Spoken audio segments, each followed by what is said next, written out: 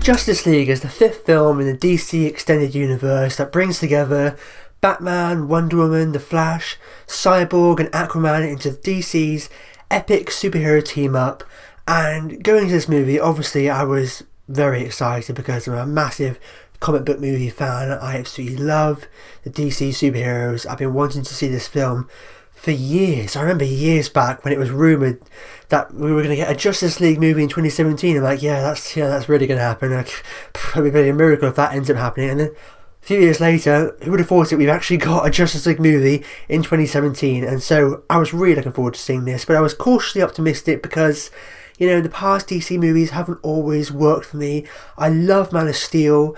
I do actually really like Batman v Superman. Everyone's entitled to their own opinion, and I completely understand why there are a lot of people that don't like Man of Steel and Batman v Superman, and of course Suicide Squad. Suicide Squad is definitely the worst one they put out so far, but I love Wonder Woman, and like I said, I did like Batman v Superman. So going to this, I was excited, but I was a little worried at the same time because, in case any of you don't know already, there was a lot of drama behind the scenes, a lot of stuff that went on with, you know, Zack Snyder, the director, leaving the project after the tragic death of his daughter, and then Joss Whedon being brought on to do rewrites and reshoots. And so there was a lot of drama behind the scenes with this movie, and that got me a little worried because there's always reshoots for these big movies, and there's always kind of, you know, collaboration and things that go on behind the scenes, but even more so with this film, where it seemed like it was a real big mess going on and they were really rushing to try and make the November release. And I think in hindsight it probably would have been a better idea if they pushed it back to maybe February of next year and had like a Deadpool kind of John Wick chapter 2 kind of slot. I think the movie would have really killed it in a February release. They would have had more time to polish up on the visual effects because they really had to rush this movie to get it in theatres in time for November, because they had to try and get the visual effects done as fast as they possibly could, because they only had a few months after the extensive reshoots that went on longer than initially planned. And I think that does show in the movie, unfortunately. And I always go into films like this, and all films, with an open mind, and regardless of what happened behind the scenes or what went on, you know, leading up to the movie, I always go with an open mind and judge the movie for what it is, judge the kind of finished product as what it is. And unfortunately, everything that went on behind the making of this movie, I think, does show. Now, I'm not saying this movie is a complete disaster, but what I am saying is that, to me, it did feel like it showed, you know, how much changes and alterations they made, because obviously not a lot of people liked Batman v Superman, so there was a lot of course correction going on even before they started principal photography, in terms of lightening it up, making it more fun, making it more joyous. And that was always the intention with Justice League, to make it more of a lighter, more fun kind of third chapter, whereas Batman v Superman was the darker middle chapter. And obviously when Zack left the project, Joss Whedon was brought in, you know, they added more humour, they added more additional scenes there, and they also cut a lot of Zack's original footage out, because the movie was meant to be more like 3 hours, and it ended up about 2 hours, because Warner Brothers didn't want the movie to be any longer than 2 hours. And I can understand that, you know. I don't think it needed to be really long, this movie, but I think what the problem with this film is that because they cut so much footage out, it felt choppy, you know, it felt really uneven. And one of my biggest problems with this movie, I hate to start it off with negatives, but one of my biggest problems with this movie stems back to one of my biggest problems with the theatrical cut of Batman v Superman, is that it feels very choppy and uneven as far as the editing is concerned, particularly in the first act. After the first act was out of the way, it kind of picked up a little bit for me, and when a familiar face comes back, that gave the movie a real boost as well. But for the first act of this film, I thought it was really disjointed and really uneven, and the opening scene with Batman, that scene just felt really odd and out of place to me, and all the scenes that followed felt like they were in the wrong place, didn't feel like they were in the right order, didn't feel like they were meant to open the film. And maybe I'm wrong, but it felt like, you know, they were meant to be in a different place, particularly the Batman one. It just didn't feel like that was supposed to have been the opening scene to the movie, or maybe that was a reshoot, I don't know. But it just felt like a really odd way to open the film, and it took me a while to really get into the movie. When we started getting introduced to more of the characters, it started to pick up a bit for me then, and I started to get into it a little bit more. But every time I started to try and get into the movie, something happened that kind of pulled me out of the movie a bit. And like I said, one of my biggest problems is that it felt like it was really cut up a whole lot. We got a lot of scenes, you know, coming in a very fast pace, particularly in the first act. It just felt like a lot of stuff was cut out, and a lot of scenes that were even in the movie were trimmed as well. So often throughout the film, like, it feels like we're not finished with a scene yet, and all of a sudden it cuts to the middle of the next scene, and it's like, what? In a really kind of abrupt fashion. It was really kind of jarringly cut together, I felt. And that's one of the biggest problems I had with the theatrical cut of Batman v Superman, is that it felt very choppy and uneven and really disjointed. And as far as the editing was concerned, it was like really jarringly cut together. Like I said, that's not as big as a problem once the first act gets out of the way. But throughout the movie, we still have that feeling of scenes being cut short and scenes being truncated to the point where it's moving at too much of a frantic pace. And I'm glad this movie was fast paced. I think it should have been fast paced. But what I'm saying is that because these scenes were trimmed so short, and because we were constantly cutting to the next scene so quickly, you didn't really get any time to breathe. And that's when it's to the detriment of the film, because it wasn't just fast paced. They didn't give any scenes or moments room to breathe and for them to really sink in, and for us to really kind of feel the impact of any moments that really happen in this movie, because it is moving so frantically and it is so quickly kind of cut together, where it felt like they were in such a rush to get the movie to an end. And I feel like this is a movie that really needs an extended cut. Like I said, it doesn't necessarily need to be 3 hours or anything, but I think they need to put little bits in and little kind of bits of connective tissue back in that they cut out, so that it flows a whole lot better and that it breathes a lot more, so it's more of a kind of coherent watch, like the Ultimate Edition was to the theatrical cut of Batman v Superman. With the Ultimate Edition, they put little bits in here and there that they cut out, and it flows a whole lot better and it actually makes sense. And I feel like they should do that with Justice League. We're never going to get Zack's original vision, because so much changed since he left with the reshoots and the rewrites, but I at least want to see an extended version of this film, so that they get those little bits back in that were cut out, instead of it being really chopped up and frantically cut together to the point where we can't really kind of get into the movie. And unfortunately, it kind of ruined my experience with this film, because although there were some undeniably really cool, awesome moments, for the most part, because of the way the film was cut together and because of the fact there was so much little bits here and there that was cut out, it didn't really feel like a complete film when I was watching it. It felt almost like I was watching just some extended trailer for Justice League and not the actual complete film. Nothing really took me by surprise or shocked me with this film, because I felt like I'd seen it already in the trailers, and it was one of those cases where you got all the stuff in the trailers, but you didn't get all the filler stuff in between that wasn't in the trailers, that wasn't in the film either. So it was like I was just watching an extended trailer. It didn't feel like I was watching the complete film.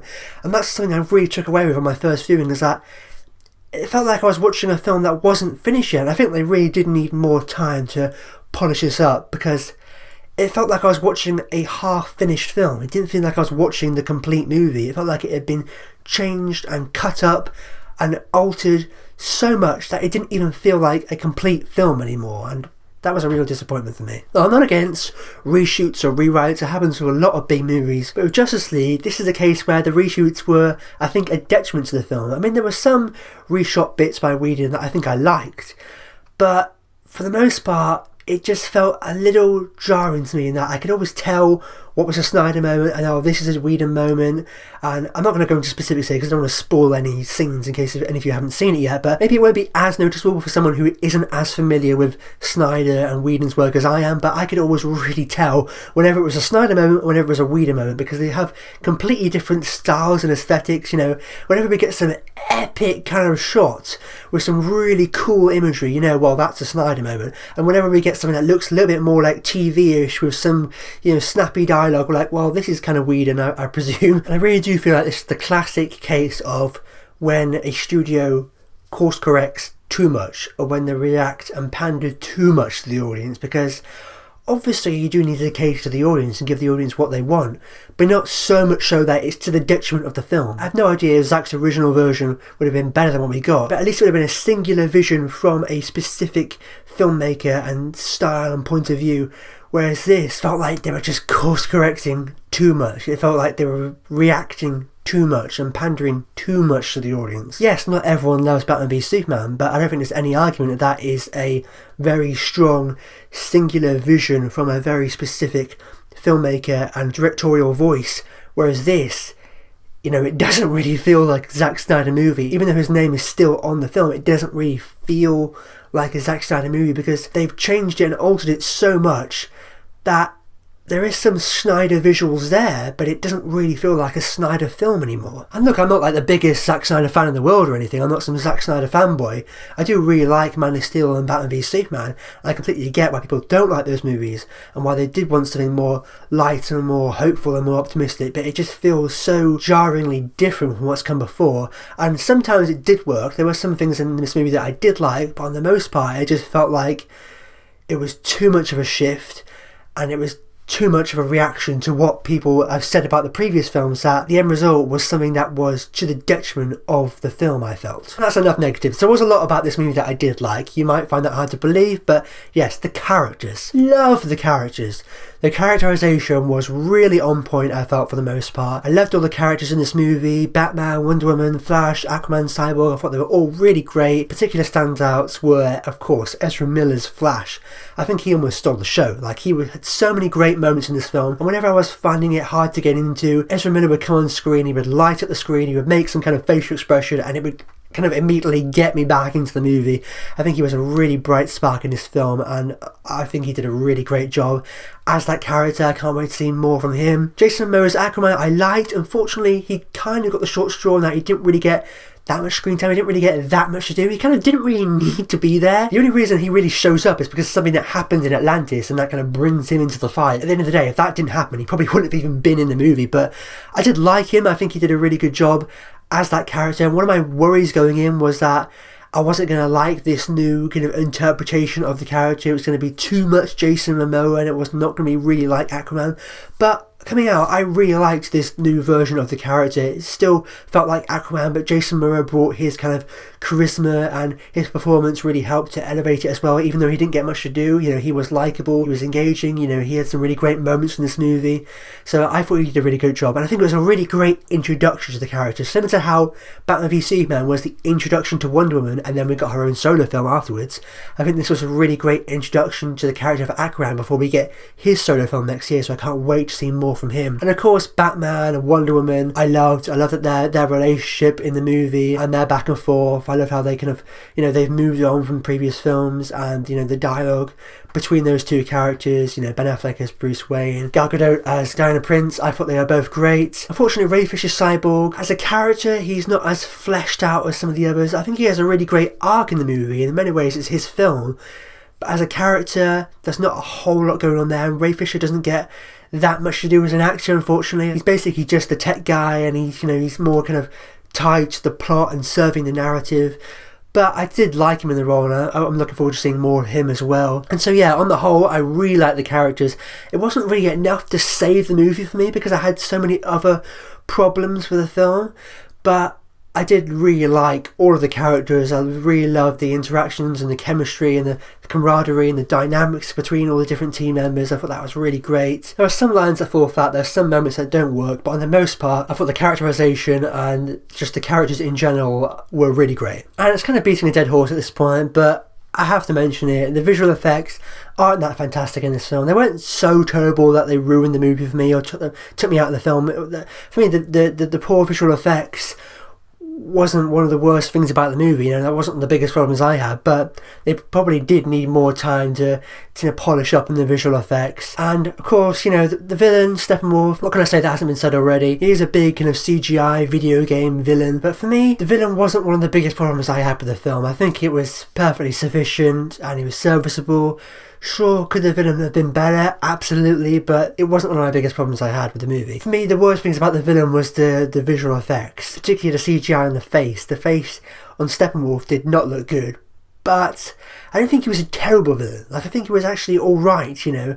He had a definite personality there. I think he could have been fleshed out a whole lot more, and he could have been a lot better handled and a lot better presented. The worst thing about the villain was definitely the very lackluster CGI and, you know, the visual effects, particularly on his face, not looking that great and not looking very convincing. But I don't think he was a terrible villain. I think he was perfectly fine. He definitely could have been better, but it wasn't one of my biggest problems with the film. And that just about brings my review of Justice League to an end. There's probably some other things I could mention. Maybe I'll do a spoiler talk at some point where I can talk more about the nerdy bits and more about kind of like the fan service moments that I really nerded out over, because there's some really cool kind of fan service moments in this movie that really work. Unfortunately, the movie worked more on a kind of nerdy, comic booky kind of fan service level than it did actually working as a film. So, you know, I did enjoy the movie. You know, there were some things I did like about this movie. I loved all the characters. I loved the dynamics between the different members in the team.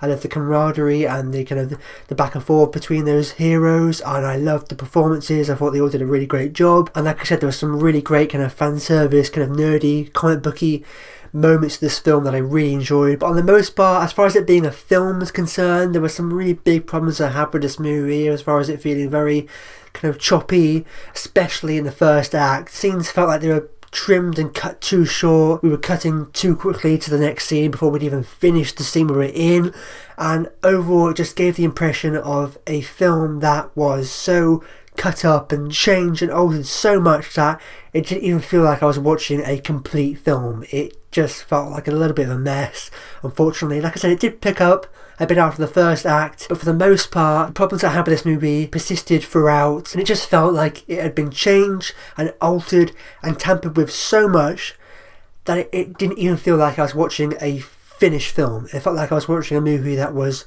only half done, despite some really great fan service, kind of nerdy, comic booky moments to it. As far as me judging it as a film, it didn't do it for me, and I think it could have been and should have been a whole lot better than it was, and I was just really disappointed with this movie. So overall, it's with regret that I have to give Justice League 2 stars. Now, don't get me wrong, there were some things I liked about this movie, but the things I liked didn't really balance out or outweigh the things I didn't like. You know, I had some big problems with this movie, and hopefully they'll be able to fix some of those up with an extended cut, because I think this needs an extended cut even more than Batman v Superman needed an extended cut. I like the Ultimate Edition a whole lot more than I like the theatrical cut of BVS. And I think this really does need an extended cut, just to kind of flesh out certain scenes, just to give more moments room to breathe, and so that it flows a whole lot better, and it isn't as disjointed, and it isn't as, you know, choppy as the finished product was. But I probably would still recommend seeing this film, especially if you're a big comic book movie fan, if you're a big DC fan. Maybe if you're not a big comic movie fan, you know, I wouldn't rush out and go and see this, but if you are a big fan of comic book movies and DC and superheroes, I think it is worth seeing, just for the really cool fan service, you know, comic booky, nerdy moments in there. But if you're just a film fan in general, I'm not necessarily into comic book movies and superheroes, it's probably not worth seeing or worth spending your money on, to be honest with you.